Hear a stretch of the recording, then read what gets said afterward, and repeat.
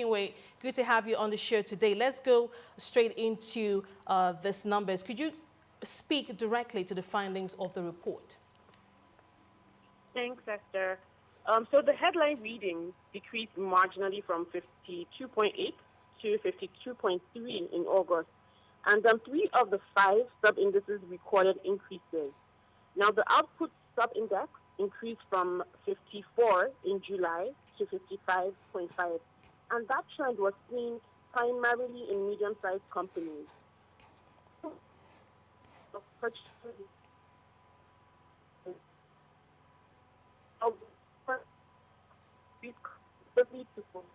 In August. Now, the proportion of no change responses for the employment for 90% of the total. In this reading is linked to the resignation of some staff during the COVID-19 lockdown restrictions. Now, for some companies, downward revisions of approach to stay afloat.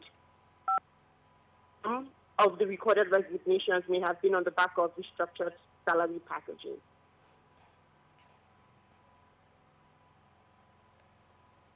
Now, of course, all eyes continue to remain on the manufacturing sector. We know that affordable credit is still a big challenge for these manufacturers. Could you speak to the strength of the manufacturing sector and perhaps going forward those factors that could serve as key drivers for the sector? Okay. So, yeah, affordable credit is still a major challenge for manufacturers. And for some, it has worsened during the challenges triggered by the virus. But that said, the sector has benefited from increased lending on the back of the CBN's directive to banks to raise their minimum loan to deposit ratio.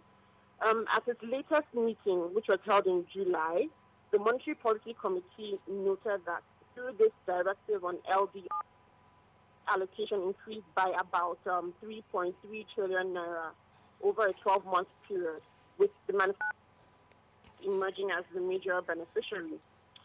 The committee also expressed at that meeting satisfaction of about, I think, 152 billion naira to the manufacturing sector to finance about 61 projects within the sector. Well, you know, we cannot talk about the manufacturing sector without also talking about the consumers. Now, even before the pandemic broke, we did see a big squeeze on the consumer pocket. I'm just wondering, what is your outlook for recovery for the consumer? I mean, many people have lost their jobs. We haven't seen significant wage growth. We have an impending possible recession in the third quarter of this year. And putting all these factors together, I'm just wondering the impact of perhaps further impact on the consumer pocket vis-a-vis us looking at the manufacturing sector recovering. Okay, so I'll speak to the recovery and then consumer pocket. So yes, we expect the Q3 national accounts to show another contraction when released, and the sector will continue to struggle with demand-side constraints, as you mentioned. Its largest segment, which covers food and beverages, is likely to post another contraction. But broadly speaking, the potential impact of a recession on the sector would include a decline in private capital investment geared towards the sector, and there would also be reluctance to take on additional labor. We expect to see a gradual return to the pre-COVID-19 level as supply chain disruptions ease on the back of relaxation of lockdowns. And I would also like to mention interventions that have been made by the authorities into the sector.